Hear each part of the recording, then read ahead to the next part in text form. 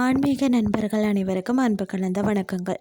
இன்றைக்கு நாங்கள் ஆன்மீகம் சம்பந்தமான பதிவில் பார்த்தீங்கன்னா, சோழ மன்னனின் குடும்ப பகையை தீர்த்த பூங்குரத்தி அம்மனை பற்றி பார்க்கலாமா வாங்க.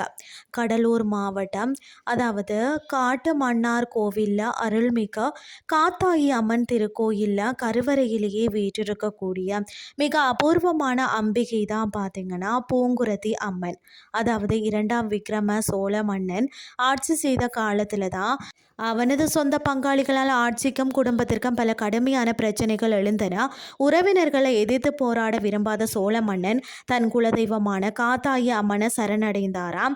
அதாவது மன்னனின் கூக்குரலை கேட்ட அம்பிகை ஒரு குரத்தி, அதாவது பூங்குரத்தி வடிவம் தாங்கி வந்தாராம். சோழனின் பங்காளிகளிடம் பேசி அவர்களிடையே இருந்த பகைமையும் குடும்ப பூசல்களையும் சுமூகமாக தீர்த்து வைத்தாராம். தன் குடும்ப பகையை தீர்த்து அருள் புரிந்த அம்பிகைக்கு நன்றி கடனாகத்தான் மன்னன் பார்த்தீங்கன்னா விக்ரம சோழன் அன்னை குரத்தி வடிவில் காட்சி தந்த அதே உருவத்தில் விக்கிரகம் அமைத்து இந்த தளத்தில் பிரதிஷ்டை செய்தானாம்.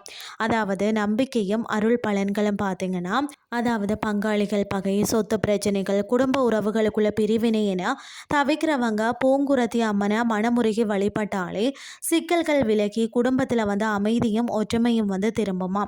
இந்த தளத்து மும் தேவியருக்கு பார்த்தீங்கன்னா பன்னீர் அபிஷேகம் செய்து வழிபட சகோதர உறவுகள் பலப்படும் என்பது ஐதீகமாக இருக்கிறதா.